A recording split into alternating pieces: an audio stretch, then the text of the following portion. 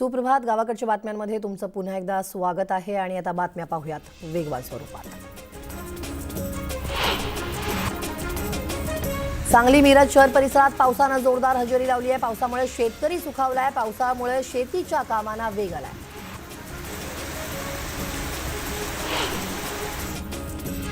चंद्रपुरातील काही भागात जोरदार पाऊस झालाय. पावसामुळे वीज पडून शेतात काम करणाऱ्या मुलीचा मृत्यू झालाय. गौरी कोडापे असं मृत्यू झालेल्या मुलीचं नाव आहे. पाऊस झाल्यानं जिल्ह्यात सर्वत्र शेतीच्या कामांना वेग आलाय. पावसाच्या आगमनानंतर अमरावती जिल्ह्यातील शेतकरी वर्गामध्ये आनंदाचं वातावरण दिसून येत आहे. पावसाच्या प्रतीक्षेत बसलेला शेतकरी पाऊस आल्यामुळे शेतीच्या कामाला लागलाय. पेरणीच्या वेळेवर धावपळ होऊ नये यासाठी अमरावती जिल्ह्यातील पळसखेड गावात शेतकरी सोयाबीनच्या बियाण्यांवर मोठ्या प्रमाणात मशीनच्या साहाय्यानं बीज प्रक्रिया करतोय. गोंदियात ट्रकनं एका ट्रॅक्टरला जोरदार धडक दिली आहे. यात एक जण जागीच ठार झालाय तर इतर 5 जण जखमी झालेत. अपघातानंतर संतप्त नागरिकांनी ट्रकला आग लावली आहे. त्यामुळे परिसरात तणावाचं वातावरण निर्माण झालं होतं. पोलिसांनी परिसरात मोठा बंदोबस्तही तैनात केला होता.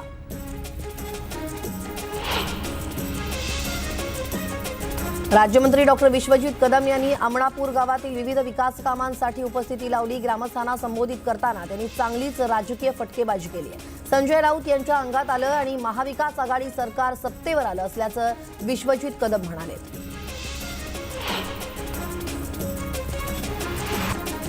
प्रधानमंत्री नरेंद्र मोदी सरकारनं केलेल्या विविध जल कल्याणकारी योजना जनसामान्यांपर्यंत पोहोचवा असा संदेश भाजप युवा मोर्चानं जालन्यात दिलाय. त्यासाठी रॅली देखील काढण्यात आली आहे. केंद्र सरकारच्या योजनांचा सर्वसामान्यांना फायदा व्हावा यासाठी काम करणार असल्याचं युवा मोर्चानं सांगितलंय.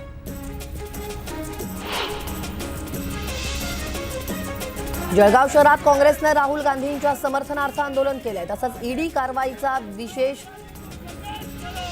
निषेध करण्यात आला. ईडी ही केंद्रीय एजन्सी नसून भाजपची संघटना झाली असल्याचा आरोप करत काँग्रेसनं ईडी विरोधात जोरदार घोषणा दिल्या. भंडाऱ्यात काँग्रेसच्या कार्यकर्त्यांनी रास्ता रोको करून ईडीचा निषेध केलाय. राहुल गांधी यांना ईडी विनाकारण त्रास देत असल्याचा आरोप काँग्रेस कार्यकर्त्यांनी केलाय. केंद्र सरकार विरोधात जोरदार घोषणा देण्यात आल्या.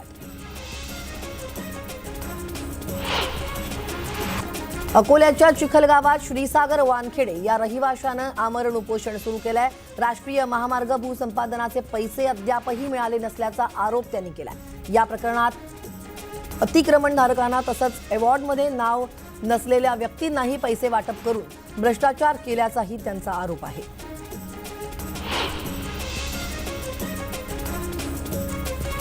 पंतप्रधान नरेंद्र मोदी यांची भेट होणार नाही तोपर्यंत पायात चप्पल घालणार नाही असा संकल्प जळगावातील गोपाळ तनपुरे यांनी केला होता. मंगळवारी मुंबईत झालेल्या कार्यक्रमात तनपुरेंनी मोदींची भेट घेतली आणि त्यांचा संकल्प पूर्ण झालाय.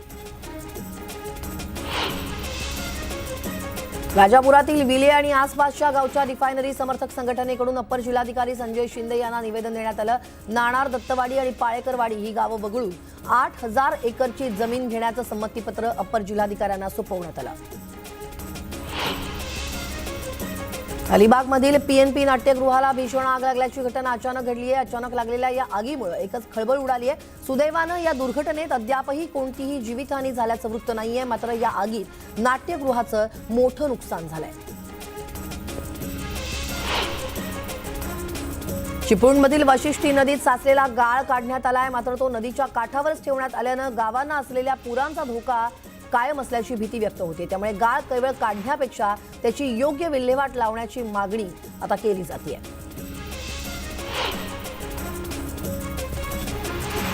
पुणे जिल्ह्याच्या खेड तालुक्यातील चिंचोशी ग्रामपंचायतीनं गावात एकही स्त्रीभ्रूण हत्या होऊ देणार नाही असा ठराव मंजूर केलाय.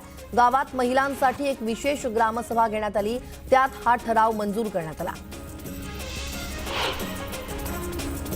पंढरपुरातील महूद परिसरात सरकारच्या महत्वाकांक्षी माध्यान्ह भोजन योजनेचा शुभारंभ झालाय. या योजनेअंतर्गत बांधकाम मजुरांना रोटी, 2 भाजी, डाळ, भात असा सकस आहार मिळणार आहे. नोंदणी नसलेल्या कामगारांनाही याचा लाभ मिळणार आहे. कांद्याचे भाव पाडण्यासाठी ईडी आणि आयटीचा वापर केला जात असल्याचा आरोप कांदा परिषदेत करण्यात आलाय. कांदा राजकीय वस्तू झाल्याचा आरोपही येवल्यातील कांदा परिषदेत करण्यात आलाय. शेतकऱ्यांच्या हितासाठी आंदोलन करण्याचा इशाराही यावेळी देण्यात आला. लासलगावच्या नदीत हजारो मासे मृत्युमुखी पडलेत. नदीपात्रात हजारो मृत माशांचा खच पडलाय. नदीपात्रात विषारी द्रव्य कुणी टाकलं तर नाही ना असा संशय आता निर्माण होतोय. त्यामुळे माशांचा मृत्यू कशाने झाला याची चौकशी करण्याची मागणी करण्यात आली आहे. यवतमाळ जिल्ह्यातील पुसद तालुक्यातील इनापूर शिवारात काम करणाऱ्या मजुराच्या अंगावर वीज कोसळून त्याचा मृत्यू झालाय, तर इतर 5 जण जखमी झालेत. 2 तरुणी गंभीर जखमी आहेत.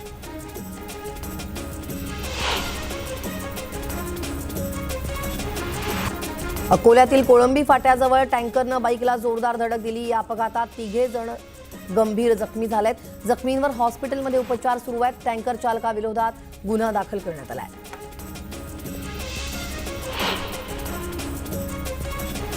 वाशिमच्या मालेगाव तालुक्यातील राजाकिनी इथं बेकायदेशीर हॉस्पिटल सुरू होतं. साबुन विश्वास हा विना परवानगी हॉस्पिटल चालवत असल्याची माहिती आरोग्य विभागाला मिळाली होती. हॉस्पिटलची तपासणी केली असता त्यांच्याकडे कोणतीही परवानगी नव्हती. आरोग्य विभागानं हॉस्पिटल सील केलं असून साबुन विरोधात गुन्हा दाखल करण्यात आलाय. नांदेड येथील बांधकाम व्यावसायिक संजय बियाणी यांच्या हत्याकांड प्रकरणी आणखी 3 आरोपींवरती मुक्का लावण्यात आला. 3 दिवसांपूर्वी 2 आरोपींना मध्य प्रदेशातून ताब्यात घेण्यात आलं होतं. त्यानंतर आज नांदेडमधील पौर्णिमा चौकातून एकाला अटक करण्यात आली. यानंच बियाणी यांच्या घराची रेकी केली होती आणि मारेकऱ्यांना शस्त्र पुरवल्याचा आरोप देखील त्याच्यावरती आहे. गोळीबार करणारे दोघेही अद्याप फरार आहेत. नागपूरचा तरुण कार्तिक जयस्वाल हा जागतिक विक्रम स्थापित करण्यासाठी प्रयत्न करतोय. 1 तासात 3182 पुशअप्स त्याला करायचे आहेत. यापूर्वीचा विश्वविक्रम ऑस्ट्रेलियन खेळाडू डॅनियल स्कॅलीच्या नावावरती आहे. या विक्रमासाठी कार्तिक गेल्या 2 वर्षांपासून सराव करतोय. अमळनेरमधून संत सखाराम महाराजांच्या पालखीनं पंढरपूरकडे प्रस्थान केलं. दिंडी रवाना झाल्यानं वारकऱ्यांमध्ये आनंदाचं वातावरण आहे. पुढील 24 दिवस वारकरी पायी चालून 550 किलोमीटरचं अंतर कापणार आहे.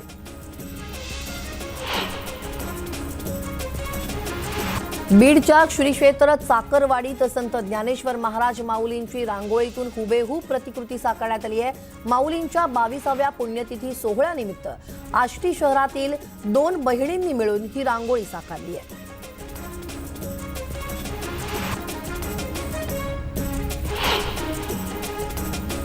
या बातम्यांसह गावाकडच्या बातम्यांमध्ये वेळ झाली एका छोट्याशा ब्रेकची. पण ब्रेकवर जाण्यापूर्वी एक महत्त्वाची आठवण, ते म्हणजे कोरोनाचा प्रादुर्भाव सध्या वाढताना दिसतोय. त्यामुळे तुमची आणि तुमच्या कुटुंबियांची काळजी घ्या आणि त्यासाठी घराबाहेर पडताना सार्वजनिक ठिकाणी तरी मास्कचा वापर करा आणि वेळोवेळी हातही निर्जंतुक करा. एका ब्रेकनंतर इतरही काही घडामोडींसह पुन्हा भेटूयात. पहा फक्त न्यूज 18 लोकल.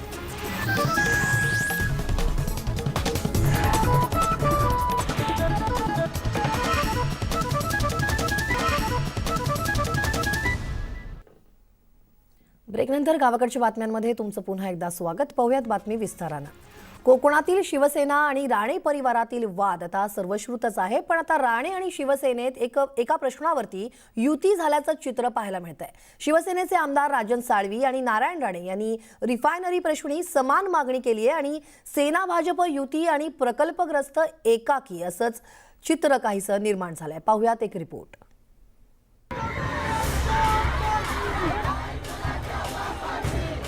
राजापूरच्या धोपेश्वर रिफायनरीवरून शिवसेना आणि भाजपचं एकमत झालंय. खरं तर स्थानिक प्रकल्पग्रस्तांचा रिफायनरीला विरोध आहे. त्यामुळेच स्थानिकांचा विरोध असल्यास इथे प्रकल्प होणार नाही अशी भूमिका शिवसेनेनं जाहीर केलेली होती. पण 2 दिवसांपूर्वी शिवसेनेचे आमदार राजन साळवी यांनी धोपेश्वरमध्येच रिफायनरी व्हावी अशी ठाम भूमिका जाहीर करत प्रकल्पग्रस्तांना धक्का दिला.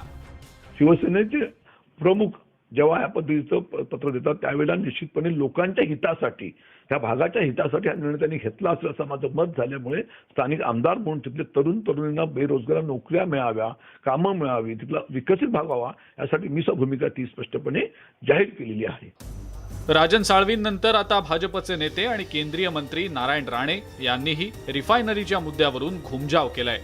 आधी रिफायनरीला विरोध करणाऱ्या नारायण राणेंनी रिफायनरी कोकणात व्हावी अशी मागणी करत थेट केंद्रीय पेट्रोलियम मंत्री हरदीप सिंग पुरी यांना एक पत्र लिहिलंय।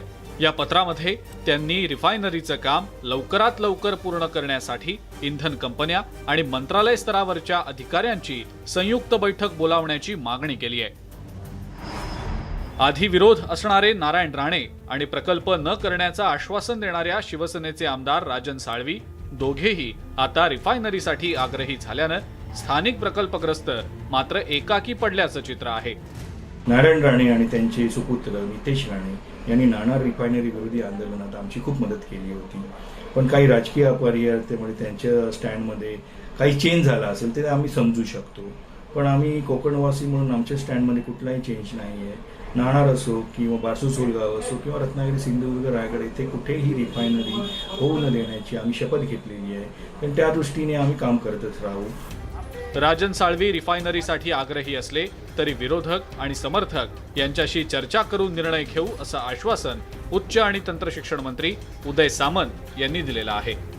दोन्ही बाजूंशी चर्चा करूनच महाराष्ट्र राज्याचे मुख्यमंत्री उद्धव साहेब रिफायनरीच्या बाबतीमध्ये निर्णय घेतील। जे पत्र दिल्लीला उद्धव साहेबांनी पाठवलेलं आहे किंवा शासनानं जे पाठवलेलं आहे त्याच्यामध्ये ती जागा सुचवलेली आहे। तिथे आता रिफायनरी करायची की नाही करायची हे केंद्र शासन ठरवणार आहे, पण या रिफायनरीच्या बाबतीत दोन प्रवाह आहेत हे आपल्याला देखील माहिती आहे, जे मागच्या वेळी नव्हते। यावेळी बहुसंख्य लोक रिफायनरी पाहिजेत असं सांगणारे देखील आहेत। एकंदरीतच सत्ताधारी आणि विरोधक हे दोन्ही पक्ष आता धोपेश्वरमध्येच रिफायनरी करण्याची भूमिका घेत आहेत। त्यामुळं सुरुवातीपासूनच विरोध करणाऱ्या स्थानिक प्रकल्पग्रस्तांच्या मागण्यांचं काय होतं आणि रिफायनरीचा हा तिढा नेमका कसा सोडवला जातो हे पाहणं महत्त्वाचं ठरणार आहे। रत्नागिरीहून सचिन सावंतसह ब्युरो रिपोर्ट, न्यूज 18 लोकमत। आणि जर रत्नागिरीतून जाऊयात खेडमध्ये, गेल्या वर्षी झालेल्या अतिवृष्टीमुळे खेडच्या जगबुडी नदीला पूर आला होता आणि पुराचं पाणी हे बाजारपेठेत शिरल्यामुळे व्यापाऱ्यांचं कोट्यावधी रुपयांचं नुकसान देखील झालं होतं। पण या पुरातून प्रशासनानं कोणताही धडा घेतलेला दिसत नाहीये, कारण नदीपात्रात शेकडो मेट्रिक टन गाळ अद्यापही पडून आहे आणि खेड शहरावर यंदाही पुराची टांगती तलवार कायम आहे। पाहूयात या संदर्भातला हा विशेष रिपोर्ट।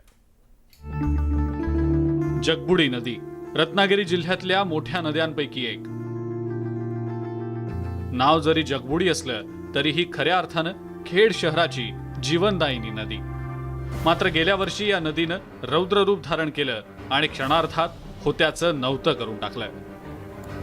महापुरात खेड शहराच्या बाजारपेठेत पाणी शिरून कोट्यवधी रुपयांची हानी झाली होती।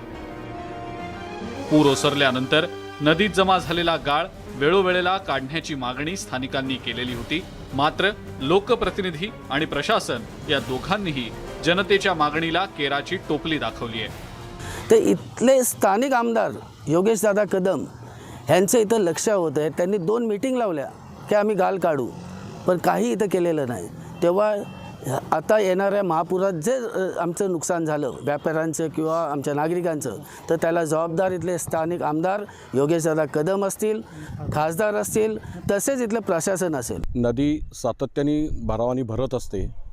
प्रशासनाचं आणि स्थानिक प्रतिनिधींचं दुर्लक्ष कारणामुळे हा सगळा त्रास व्यापाऱ्यांना भोगावा लागत आहे। गेले कित्येक वर्ष हेच चाललं आहे। आश्वासनं दिली जातात, प्रॅक्टिकलमध्ये त्याचं काहीच होत नाही।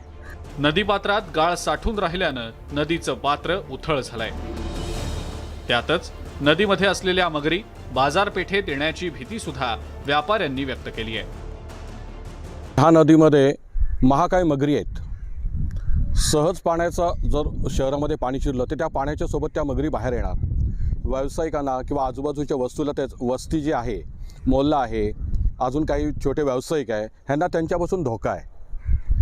जर प्रशासन ह्याच्याकडे दुर्लक्ष करणार असेल तर प्रत्येक वर्षी होणाऱ्या नुकसानाला जबाबदार हे प्रशासन आणि इथले प्रतिनिधी आहेत, असं मी एक व्यापारी म्हणून दुःख व्यक्त करतोय। महापुरानंतर चिपळूणमधल्या वाशिष्ठी आणि रायगड जिल्ह्यातल्या सावित्री नदीचा गाळ काही प्रमाणात काढण्यात आला। जगबुडी नदीतला गाळ मात्र काढलाच गेलेला नाही। त्यामुळे यंदाही खेड शहरावर पुराचं नुकसानी वादळ घोंघावताना दिसतंय। या नदीचा गाळ काढण्याचं आश्वासन देखील इथल्या लोकप्रतिनिधींनी दिलं होतं, मात्र प्रशासनाकडून कुठल्याही प्रकारचं या नदीपात्रात भरलेला गाळ काढण्याचे प्रयत्न झाले नाही। त्यामुळे यावर्षीसुद्धा पावसाचं पाणी या जगबुडी नदीच्या पुराचं पाणी हे संपूर्ण शहरात शिरण्याची भीती देखील या ठिकाणी व्यक्त केली जात आहे. चंद्रकांत बनकर, न्यूज 18 लोकमत, खेड, रत्नागिरी. वळूयात पुढच्या बातमीकडे. कोरोनाच्या 2 वर्षांनंतर महाराष्ट्रातील शाळा पुन्हा एकदा गजबजल्या आणि अनेक ठिकाणी विद्यार्थ्यांचं जल्लोषात स्वागत करण्यात आलं. मात्र नाशिक जिल्ह्यातील मालेगावमधील विद्यार्थ्यांना मात्र जीव मुठीत घेऊन शिक्षण घ्यावं लागतंय. नेमकं काय कारण आहे जाणून घेऊयात या रिपोर्टमधून.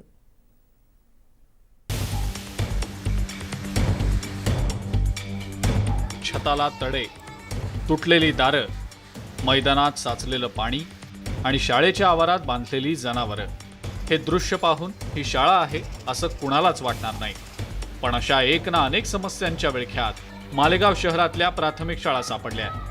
बुधवारी शाळेच्या पहिल्या दिवशी देखील विद्यार्थ्यांना मोडकळीला आलेल्या शाळांमध्ये जीव मुठीत घेऊन बसावं लागलं. इथे बसण्यासाठी विद्यार्थ्यांना जागा पण नाही. पूर्ण लोकांनी कंपाऊंडमध्ये किंवा तोडताड केलेली आहे. शाळेची तोडताड नासधूस जास्त झालेली आहे, जेने विद्यार्थ्यांना बसण्यासाठी जागा पण नहीं है. 4 कमरे के जो नीचे का फाउंडेशन है पूरा दबते जा रहा है और ये इमारत जो है धोखादायक होते जा रही है.